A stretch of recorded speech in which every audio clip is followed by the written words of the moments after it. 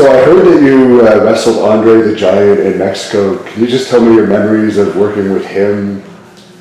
Let me tell you, wrestling against Andre the Giant, it was a true pleasure to be able to wrestle one of the legends in the business. My first thing is, man, I'm getting in the ring. This old man, he's old, he's slow, he ain't gonna be able to hit hard. Oh, this is gonna be easy. And I remember getting in the ring and him grabbing me around my neck, and I remember his hands felt like it wrapped around 2 times around my neck. And I'm thinking, oh my God, he kind of backed me up into the corner with his slow big man walk. And he raised his hand up nice and slow. And wham, hit me in the top of my head. And I felt like a redwood tree just hit me in the top of my head. I'd never been hit so hard in the top of my head by an old man. But I'm telling you, it definitely was an experience of a lifetime.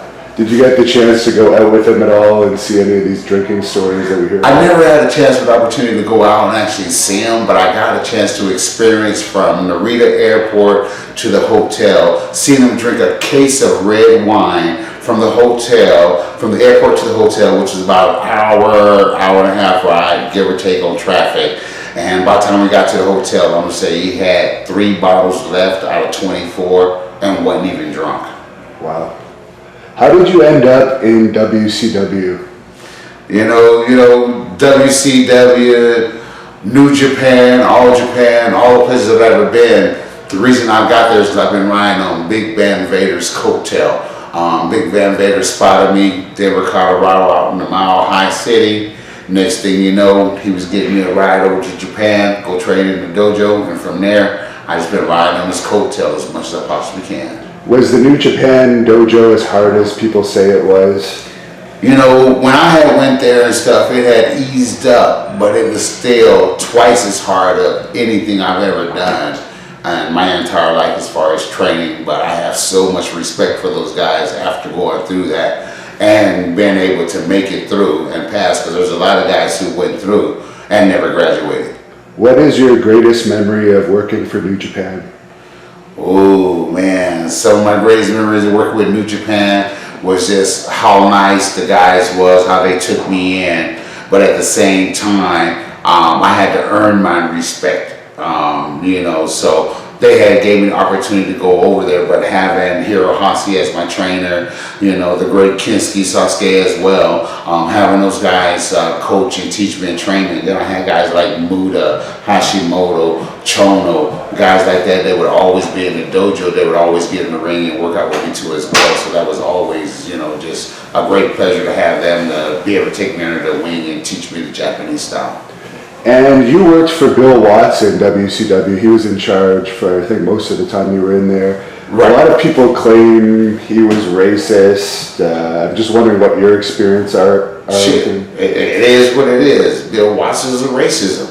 You know what I mean? But I'm going to tell you, like Bill Watts told me, he says, look, I'm a racist, and I might call you a nigga. Maybe once, maybe twice. But I'm going to tell you right now, I know how to make money.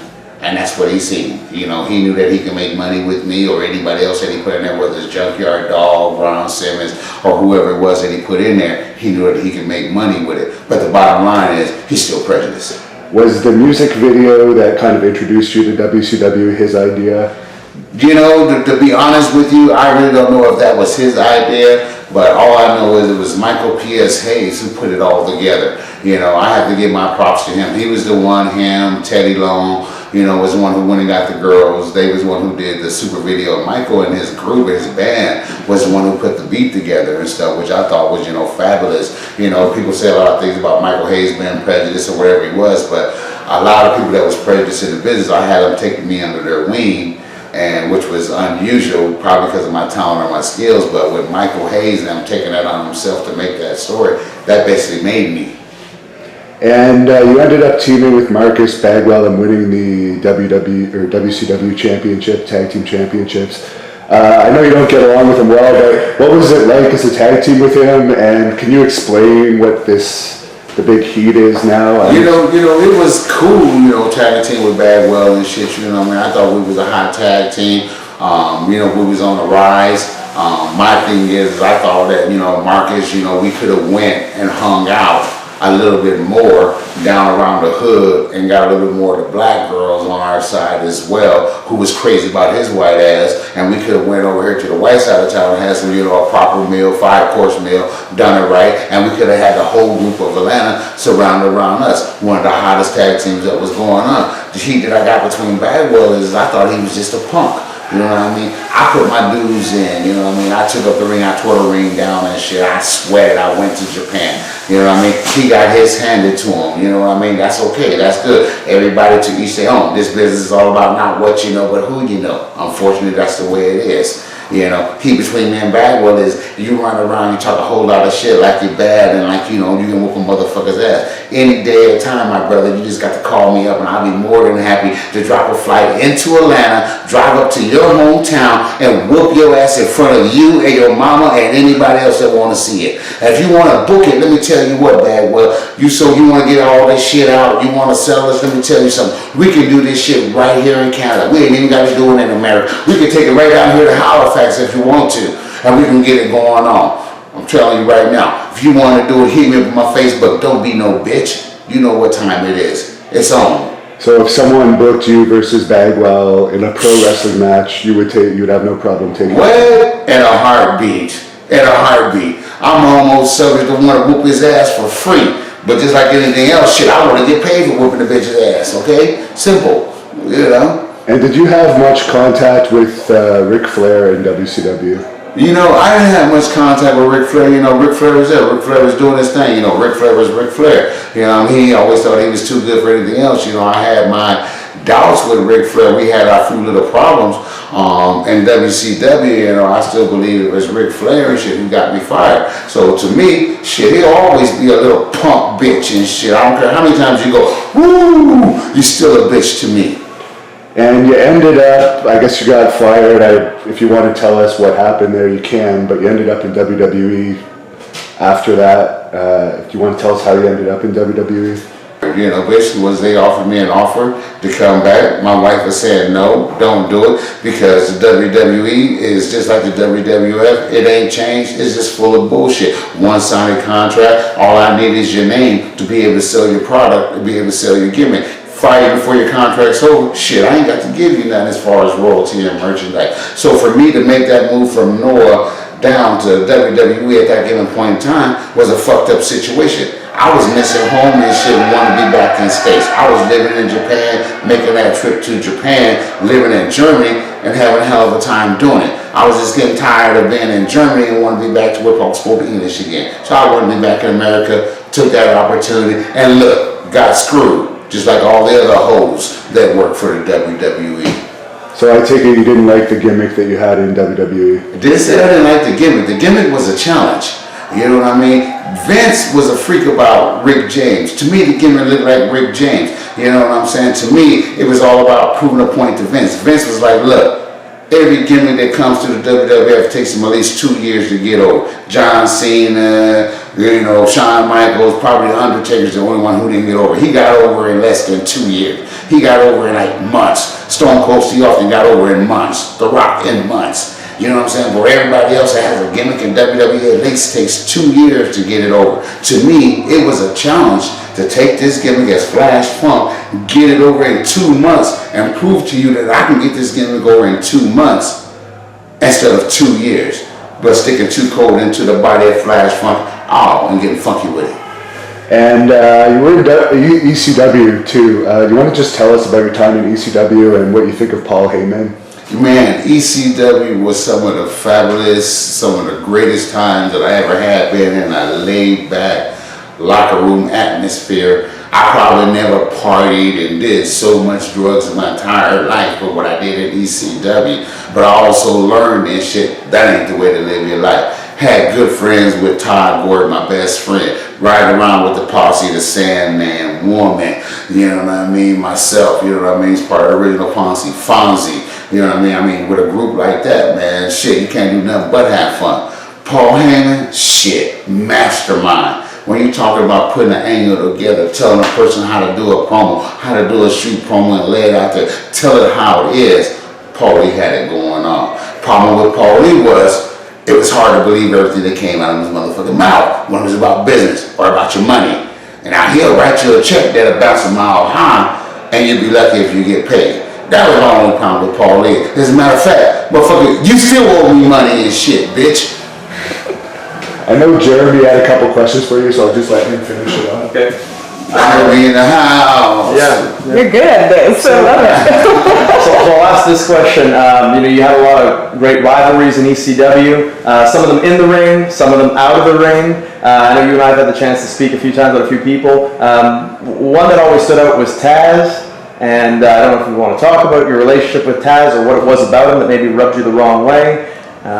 Me coming into ECW and shit, I had no problem with nobody else. My thing was, it's too Cold Scorpio. You never know what I'm going to wear, what color I'm going to come out in, or what I'm going to do. So I happen to come out in some orange and black. Taz going to approach me, going to tell me, fucking smidget, just a little bit bigger than a midget. You know what I mean? Not quite a midget, not quite a smidget, you know what I mean? Just a little bit bigger than a midget. He gonna come up to me, don't get me wrong now, he was thick, he was thought he was a suplex king. I've been over in Japan with motherfuckers, those suplexes don't throw you in their motherfucking head. You know what I'm saying? So I had a problem with you. When you stepped to me, you told me I couldn't wear my black ones because those was your colors.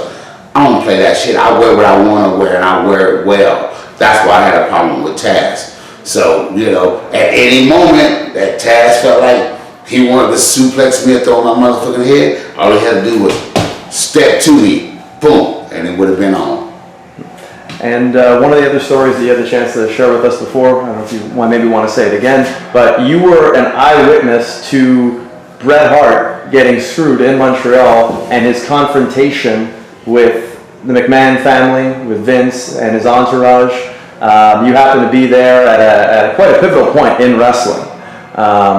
Do you maybe want to explain what your reaction was to that, your feelings on that taking place in general, your relationship? All I can say is it was wrong how they did the man. My thing is, it's all about business. You can't go in and you screw somebody like that, but when you work for the WWE, you work for the WWF, you're bound to get screwed one way or another. Don't drop the soap if you're up there. But anyways, going back on, I really don't want to elaborate on it, but the bottom line is, I'm sitting in the locker room, I see Bret, I see Vince and his clan and his crew. Bret mad as fuck because they already fucked him out the belt.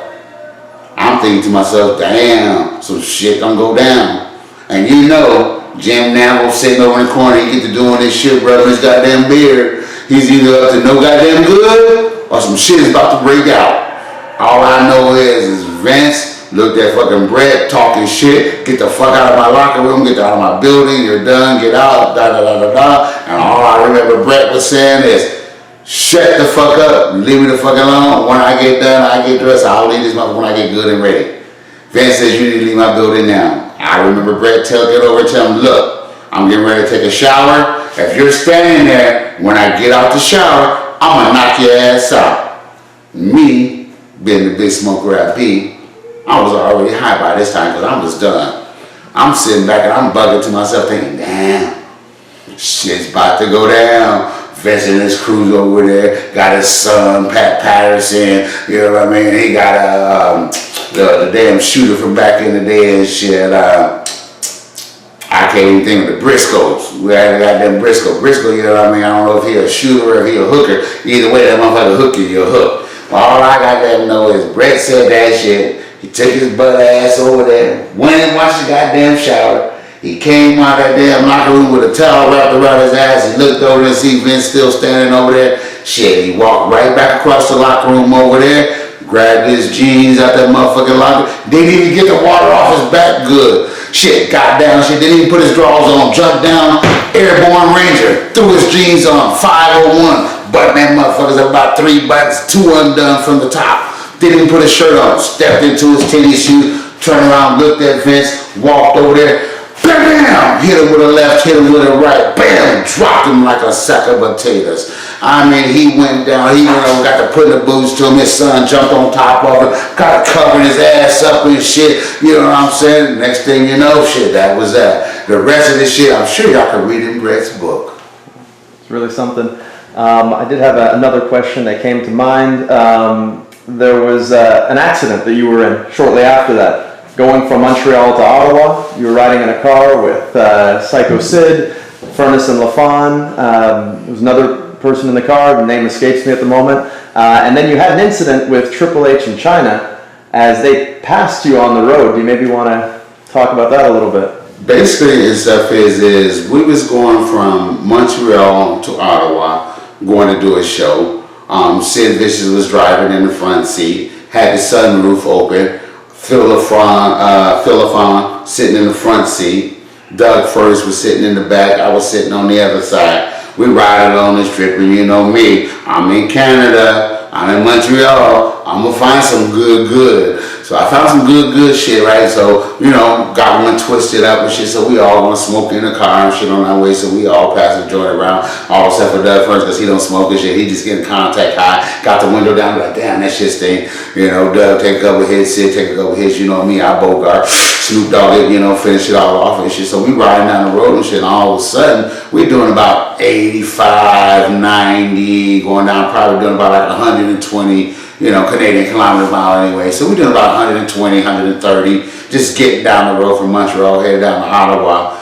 And it just happened to be a race in town that day, and the race was over and stuff. And we're flying by the traffic going on, and all of a sudden, Sid's so big, he sees the sun shining through the sunroof. So he reaches up, goes to close the sunroof, right? He closes the sunroof top, and all of a sudden, drifts off to the side of the road, lose control. Sid don't realize how big and how fucking strong his cock strong ass really is. So, you know, this little jerk like this, you know, at 300 some odd pounds, and used to Biz Prince and 500 something odd pounds like it ain't shit. You know what I mean? That's a lot of torque on a car. So we're down already off the road. So when he hit it like that, doing about 130 miles an hour, we just started fishtailing. Going down the road, we fishtail from one side to the other, down the gully, back up. So when we get down in the gully, he decided he gonna turn the wheel so we can come back up on the road, and he turned the wheels too much and the car stuck, and we just went to flipping.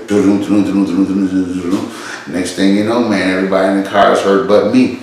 You know what I mean? So, you know, I'm out, you know, the race people just happen to be behind us. They come, we snatch everybody out the car, drag them up the hill. People behind us just come snatch out the blankets. The MT just happen to be behind us. They come out with the shock blankets. They wrap everybody up in the shock blankets, call for the ambulance, all that bullshit. You know me, shit. I got my jeans on, my yellow jeans, looking for my cowboy hat. And, you know, I'm like, damn, with my cowboy hat, got my backwoods cigars that's full of weed. I'm like, I know my shit out of someplace. I'm walking through the field, and I'm realizing, damn, there's our fucking luggage. Halfway all flipped out, so I go down, grabbing everybody's fucking luggage, find my cowboy hat, find my backwoods cigars and shit. I mean, I get all my shit, get my shit back up to the car and shit, you know what I mean? So while I'm down in the motherfucking ditch, you know, I suppose, you know, China and Triple H, you know, they drove by and stuff, you know, headed to the show and stuff, you know, see me down in the motherfucking ditch. Over there, and I heard when they got to the motherfucking building, they making motherfucking jokes. Yeah, it must have been an accident on the side of the road. We see Scorpio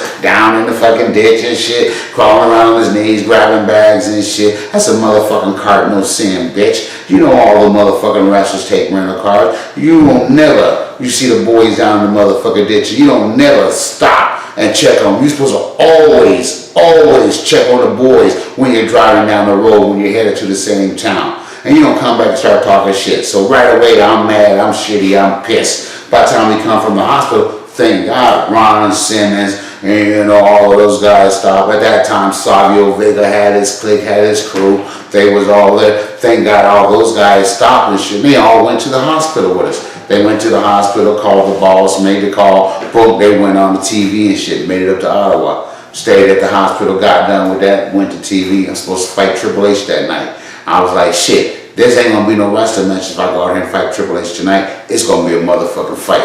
So I talked to Pritchard, yo, I had a day off, car accident, don't know what's wrong with me, yada, yada, yada. I didn't stay, they wanted me to stay, get checked. Like, fuck, I ain't hurt, shit, ain't need to get checked. You know what I mean? But at the same time, I don't think I should be wrestling tonight. He said, shit, you're working.